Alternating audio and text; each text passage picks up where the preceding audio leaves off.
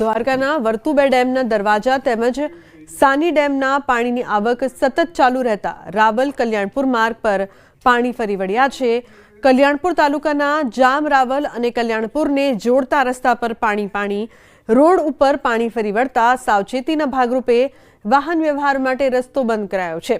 વર્તુ 2 ડેમના 6 દરવાજા 4 ફૂટ ખોલવામાં આવતા રાવલ નગરપાલિકાએ વાહનમાં જાહેરાત કરી સાયરન વગાડી લોકોને સાવચેત રહેવા માટે અપીલ પણ કરી છે। તો રાવલ ભાણવડ પંથકના ઉપરવાસના વરસાદના કારણે ડેમમાં પાણીની આવક સતત ચાલુ રહેતા ડેમના દરવાજા ખોલવામાં આવ્યા છે।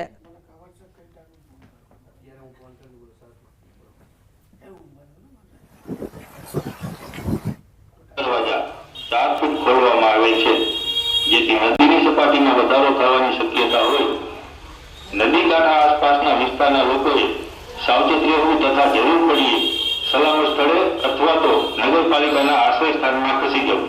રાવલ નગરપાલિકા જાહેર સૂચના ભારે વરસાદના કારણે વર્તુ 2 ડેમના 6 દરવાજા 4 ફૂટ ખોલવામાં આવે છે, જેથી નદીની સપાટીમાં વધારો થવાની શક્યતા હોય।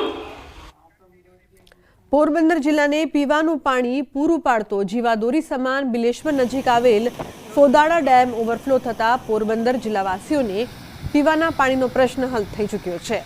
પોરબંદર જિલ્લામાં સાર્વત્રિક વરસાદ થતા જિલ્લાના અનેક ડેમો તળાવો છલોછલ થઈ ગયા છે, ત્યારે પોરબંદરનો મુખ્ય ડેમ ફોદાડા ડેમ પણ ઓવરફ્લો થતા જિલ્લાવાસીઓમાં ખુશીનો માહોલ જોવા મળી રહ્યો છે।